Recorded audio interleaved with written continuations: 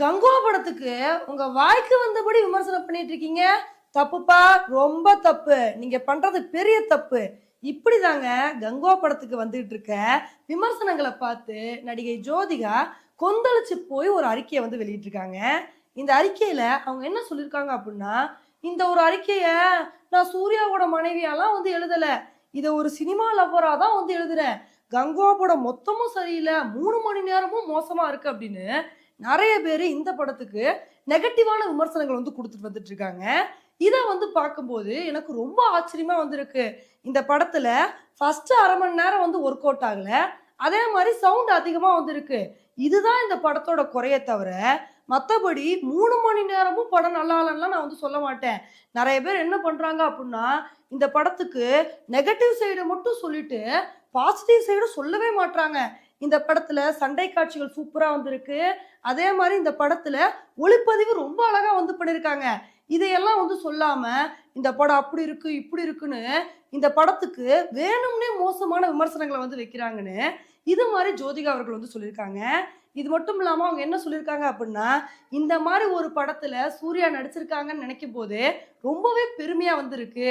ஏன்னா இந்த மாரி வித்தியாசமான கதைக்களத்துல வந்து படம் வந்து எடுக்கும்போது, இதுல கொஞ்சம் குறைகள் இருக்கத்தான் வந்து செய்யும். ஆனா இதுல இருக்கிற குறைகள மட்டும் விமர்சனங்களா சொல்றாங்க பார்த்தீங்களா? இத தான் என்னால ஏத்துக்க முடியல. ஏன்னா தமிழ் சினிமால இத விட மோசமான படங்கள் எத்தனையோ வந்திருக்கு. பழைய கதைய வச்சே படம் எடுப்பாங்க. பெண்கள வந்து தப்பா சித்தரிக்கிறது, இரட்டை வார்த்தைகள வந்து அதிகமா யூஸ் பண்ணி, அந்த மாரி படங்களுக்கு கூட இவ்வளவு மோசமான விமர்சனங்கள் வந்து வரல. ஆனா இப்படி ஒரு வித்தியாசமான கதைக்களத்த வச்சு படம் எடுக்கும்போது, இவ்வளவு மோசமான விமர்சனங்கள் வருது பார்த்தீங்களா? இத பார்க்கும்போது தான் எனக்கு ஆச்சரியமா இருக்கு அப்படின்னு ஜோதிகா அவர்கள் வந்து இந்த மாரி அறிக்கைய வந்து வெளியிட்டிருக்காங்க.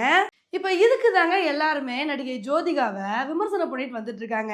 ஏங்க, படம் எடுக்கிறதுக்கு உங்களுக்கு உரிமை இருக்கு அப்படின்னா, அந்த படம் நல்லா இருக்கா, நல்லா இல்லையான்னு சொல்றதுக்கு எங்களுக்கு உரிமை இருக்கு தானே? அந்த படத்த பார்த்தோம், நல்லா இல்ல. அத தான் வந்து சொன்னோம். நீங்க என்ன இதுக்கு கூட கொந்தளிச்சு போய் இப்படிலாம் சொல்லலாமா? இத விட மோசமான படம் வந்திருக்கு.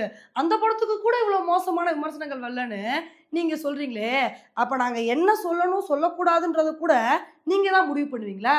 எங்களுக்கு என்ன தோணுமோ அத தாங்க சொல்ல முடியும்னு ஜோதிகாவ பார்த்து நெறைய பேர் கிண்டல் பண்ணிட்டு வந்துட்டு இருக்காங்க. அதே மாரி ஒரு சில பேர் என்ன சொல்றாங்க அப்டின்னா, ஜோதிகாவுக்கு கோவம் வராதாப்பா அப்டின்னு. ஏன்னா கங்குவா படத்த பத்தி மட்டும் விமர்சனம் பண்ணாம, நெறைய பேரு ஜோதிகா ஸ்டைல்லயே இந்த படத்துக்கு வந்து விமர்சனம் பண்ணாங்க.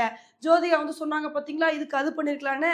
அது மாரி நெறைய பேர் என்ன சொல்ல ஆரம்பிச்சுட்டாங்கன்னா, ஜோதிகா ஸ்டைல்ல சொல்லணும்னா, இந்த படத்த ரூ. 200 குடுத்து பார்த்ததுக்கு, இந்த ரூ. 200 வேற எதுக்காவது செலவு பண்ணிருக்கலாம். அங்க கூட போயிருக்கலாம், இங்க கூட போயிருக்கலான்னு இதே ஸ்டைல்ல விமர்சனம் பண்ண ஆரம்பிச்சுட்டாங்க.